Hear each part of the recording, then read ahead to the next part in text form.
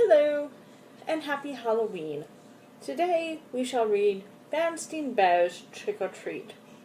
Even little bears expect a good fright when they go out for treats on Halloween night.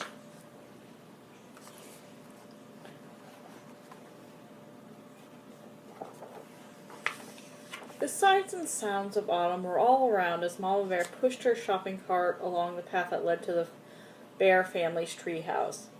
The trees and shrubs were ablaze with color. Farmer Ben's pumpkins stood bright orange in the October sun.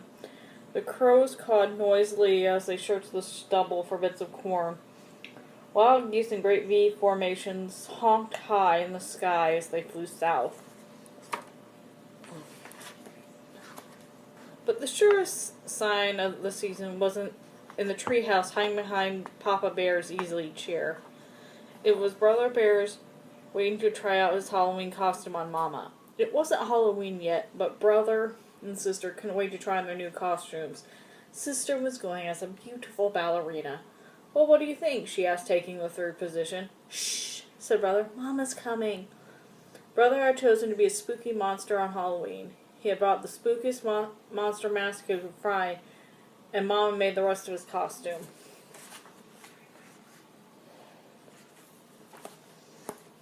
"Boo!" he shouted as Mama came in with groceries. "Help! A monster!" she cried, pretending to be frightened. "It's only me, Mama," he said, showing his face. "So it is," said Mama.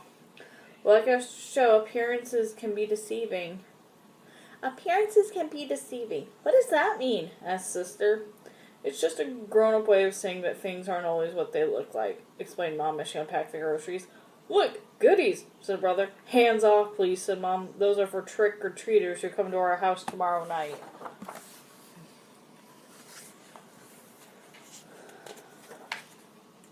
Brother and Sister were very excited about Halloween, and a little nervous too. This was the first year they would be going trick-or-treating without a grown-up along to supervise. "I'm not so sure I like the idea of them going out by themselves," said Papa as he carved the pumpkin he got from Farmer Ben. "It's pretty spooky out there," he said, making a scary face.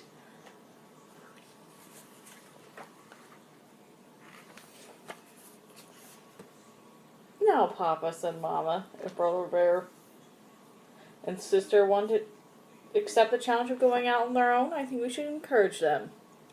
But remember," she'd said, turning to the cubs, "there will be strict rules. You'll stay in your own neighborhood, and you won't eat any treats until you're back home."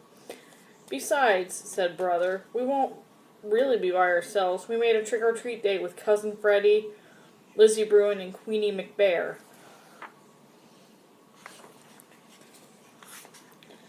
"There," said Papa, putting the finishing touches on the jack-o'-lantern. Then he lit a candle inside and turned out all the lights. It was pretty scary.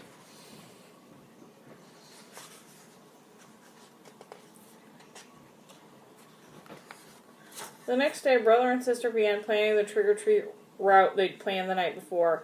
Brother got a pencil and paper and made a map of the neighborhood. That way, he explained, he wouldn't miss anybody. "Now, let's see," he said. "We'll stop at our houses first. Ours, Freddie's, Lizzie's, and Queenie's. Then we'll do Farmer Ben's and our sitters, Mrs. Girdle for sure. She usually makes special Halloween cookies. And Teacher Jane, she gives out the good stuff." "And what about Dr. Grizzly?" asked Brother. "She's into health snacks." "I think so, just to be polite," said Sis. "Gramps and Gran, of course." "Of course."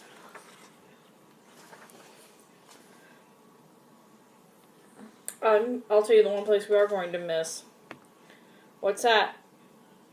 asked Sister. "That one," he answered, pointing out the window of the home of Ms. McGriz.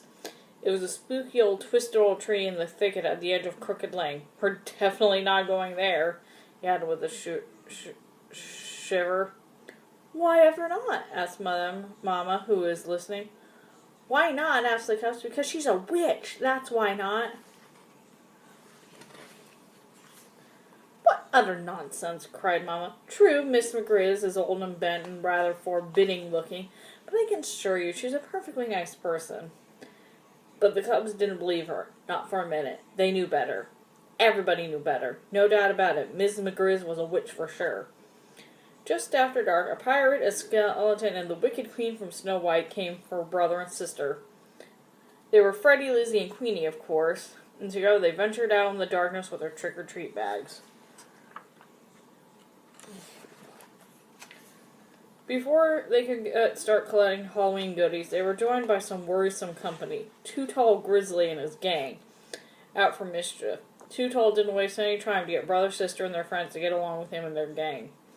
"Come on, we'll show you goody-goodies how to have some real Halloween fun," he said, pulling brother along with him. "What sort of fun?" asked brother warily. "Oh, you might say we're going to put the trick back in trick-or-treat," he said, chuckling. It was so dark that brother and the others didn't know where they were heading. "Hey," said sister, "this is Crooked Lane." "That's right," said Tall. "We're going to play a few tricks on old Witch McGriz." "What sort of tricks?" asked brother. Her gnarled, twisted old treehouse loomed ahead. "First," whispered Tall, taking a roll of toilet paper from his jacket, "we'll decorate her house with a little bit of this. And maybe tie a few knots on the clothesline. Then smear some honey on her broomstick so she'll stick to it when she tries to fly." But before Tall and his gang could start their mischiefs, the old front door opened. A bright yellow light stabbed the darkness, and there, in the old doorway, stood the frightening figure of old Miss McGriz. "Aha," she said in a gravely voice, "I've been waiting for you." She then led the terrified cubs into a cozy living room. To their great surprise, there was a big tray of candy apples, all prepared for Halloween. "Mama was right," whispered sister to brother. "Miss McGriz really is a kind old person." The cubs thanked for the beautiful apples and went about the rest of their trick-or-treat business.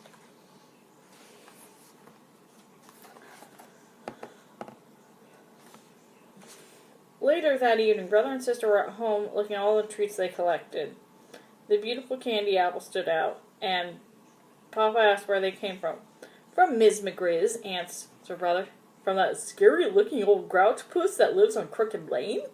said Papa. "That's right," said brother, taking a delicious bite of the candy apple. "You must try to remember, Papa," said sister, giving her apple a little lick. "Appearances can be deceiving."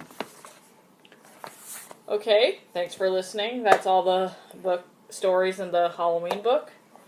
I'll see you next time.